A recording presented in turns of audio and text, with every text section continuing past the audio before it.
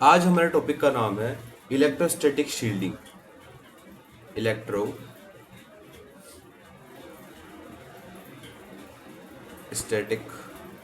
Shielding.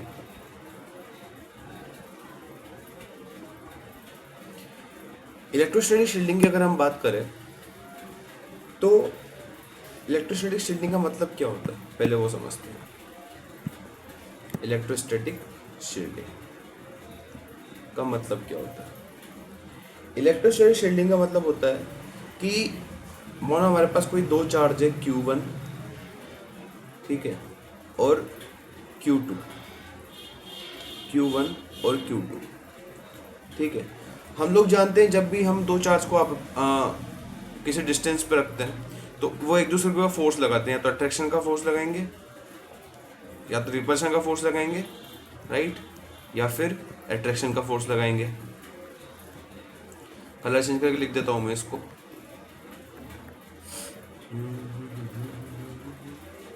या तो वो एक दूसरे के ऊपर अट्रैक्शन का फोर्स लगाएंगे, राइट, अगर अनलाइक चार्जेस होंगे तो, और अगर लाइक चार्जेस होंगे तो एक दूसरे के ऊपर रिपल्शन का फोर्स लगाएंगे। Electrostatic force of repulsion and attraction, ठीक है भैया। तो इलेक्ट्रोस्टैटिक शील्डिंग का मतलब क्या होता है? इलेक्ट्रोस्टैटिक शील्डिंग का मतलब ये होता है कि आप इन दोनों चार्जेस के बीच में कुछ ऐसी चीज रख दो, इन दोनों चार्जेस के बीच में आप कुछ ऐसी चीज रख दो जिससे इन दोनों चार्जेस के बीच में जो फोर्स है, इन दोनों चार्जेस के बीच में जो फोर्स है वो क्या हो जाए, वो जीरो हो जाए। इसको कहा जाता है शील्डिंग, इलेक्ट्रोस्टैटिक शील्डिंग। ये किसकी तरह वर्क करेगा? एक शील्ड की तरह वर्क करेगा। Work as a shield, work as a shield, right, ठीक है भैया। तो भैया हमको थोड़ा और समझाओ कि शील्ड होगी क्या, राइट। तो भाई देखो, आप लोगों ने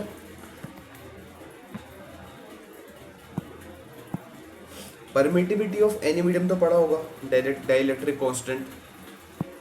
हम लोगों ने पढ़ा है dielectric constant, dielectric constant, dielectric constant.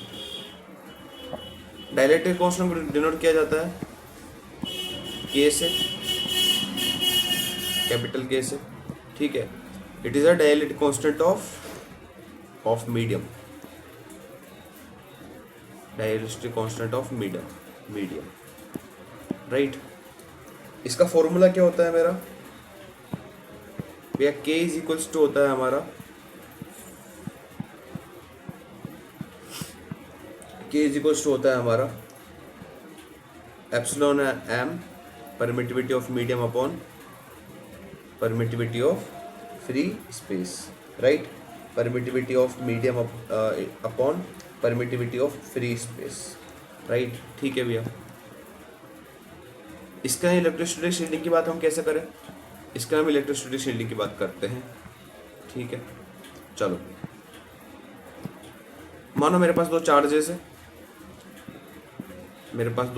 Q1 and Q2। जब तक मैंने इन दोनों के बीच में कुछ रखा नहीं है, जब तक ये एक दूसरे के ऊपर फोर्स लगा रहे हैं, इलेक्ट्रोस्टैटिक फोर्स लगा रहे हैं। अब वो अट्रैक्शन का हो सकता है, रिपल्शन का भी हो सकता है, ठीक है भैया। अगर मैं कंडक्टर्स की बात करूं, क्या अगर मैं इनके बीच में, इन दोनों चार्जेस के बीच में अगर एक कंडक्टर रख देता हूँ, क्या रख देता हूँ? कंडक्टर रख देता हूँ, कंडक्टर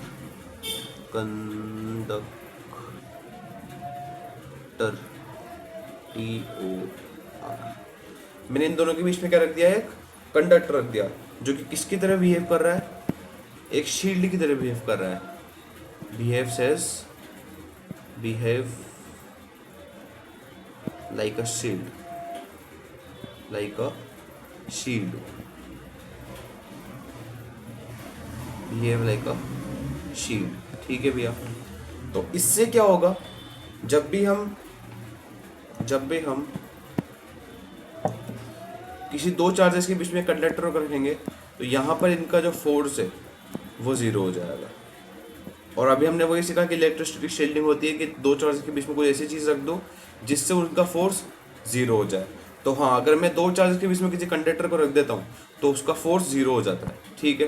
तो अगर मैं इलेक्ट्रोस्टैटिक शील्डिंग की बात करूँ तो हमको समझ आएगा कि दो चार्ज के बीच में अगर मैं कंडक्टर को रख देता हूँ तो वो उसका फोर्स ज़ीरो हो जाता है। तो अगर मैं बात करूँ हमारे डाइलेक्ट्रिक कांस्टेंट कंडक्टर्स के लिए, ठीक है, कंडक्टर्स के लिए, तो वो क्या हो जाएगा, वो हमारा हो जाएगा इन्फिनिटी। क्या हो जाएगा, इन्फिनिटी। आई होप आप लोगों को पता होगा कि डाइलेक्ट्रिक कांस्टेंट होता क्या है। ये तो आपको पता होना चाहिए। अगर ये पता नहीं है तो फिर इतना टाइम तो हमारे पास है नहीं कि आपको पूरा मैं डाइलेक्ट्रिक कांस्टेंट समझाने बैठूंगा यहाँ पर। ठीक है। तो कंडक्टर्स के लिए डाइलेक्ट्रिक कांस्टेंट होगा इन्फिनिटी, और कंडक्टर्स के अंदर जो फोर्स होगा, कंडक्टर्स पुट करने पर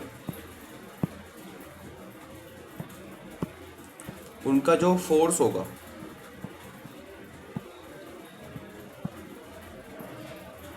फोर्स क्या होगा हमारा, ज़ीरो।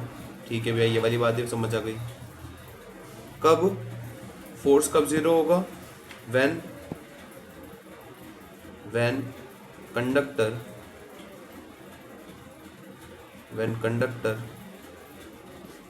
is placed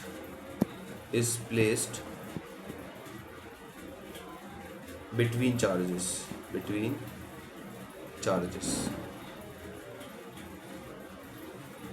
ठीक है भैया, बिटवीन चार्जेस। ओके। तो इसको क्या कहते हैं हम लोग, इलेक्ट्रोस्टैटिक शील्डिंग। कंडक्टर एक शील्ड की तरह वेव कर रहा है। It is called as electrostatic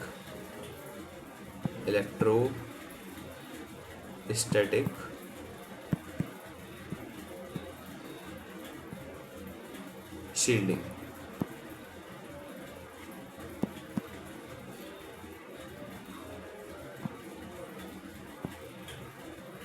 right.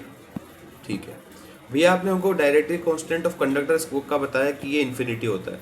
तो क्या इंसुलेटर्स के लिए भी होता है क्या ऐसा कुछ? मैंने कहा हाँ भैया होता है। कि मैंने कहा हाँ भाई होता है। इंसुलेटर्स के लिए अगर हम बात करें तो परफेक्ट इंसुलेटर के लिए इसके लिए for perfect insulator for perfect insulator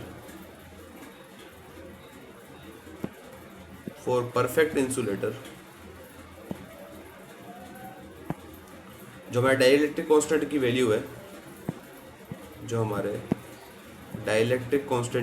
है, वो क्या हो जाती है, 1। ठीक है। डाइलेक्ट्रिक कांस्टेंट की वैल्यू हो जाती है 1 इंसुलेटर के लिए। अब हमारे यहाँ परफेक्ट इंसुलेटर क्या होंगे, परफेक्ट इंसुलेटर हमारे क्या होंगे भाई, एयर भी हो सकता है, एयर या फिर वैक्यूम,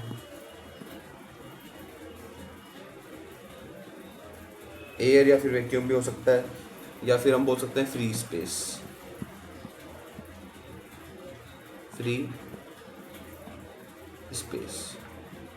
ठीक है। परफेक्ट इंसुलेटर की बात चलती है। ओके भैया। तो भैया मेरे को एक चीज़ बताओ कि अगर मेरे यहाँ पे K1 है तो यहाँ पे मेरा फोर्स कैसा होगा।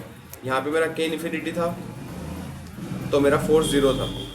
अब अगर मेरे यहाँ पे डाइलेक्ट्रिक कांस्टेंट 1 है तो यहाँ पे मेरा फोर्स कैसा होगा, यहाँ पर मेरा फोर्स कैसा होगा।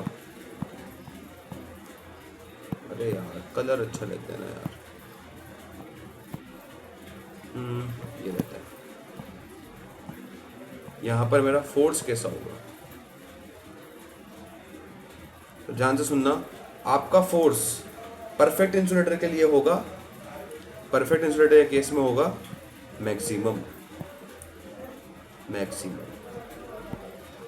ठीक है, ठीक है भैया। परफेक्ट इंसुलेटर के केस में हमारा फोर्स कैसा होगा, मैक्सिमम होगा। ठीक है, हमको ये वाली बात भी समझ आ गई। तो ये हमारा आज का टॉपिक था इलेक्ट्रोस्टैटिक शील्डिंग के ऊपर। आई होप आप सबको ये समझ आ गया होगा। Thank you.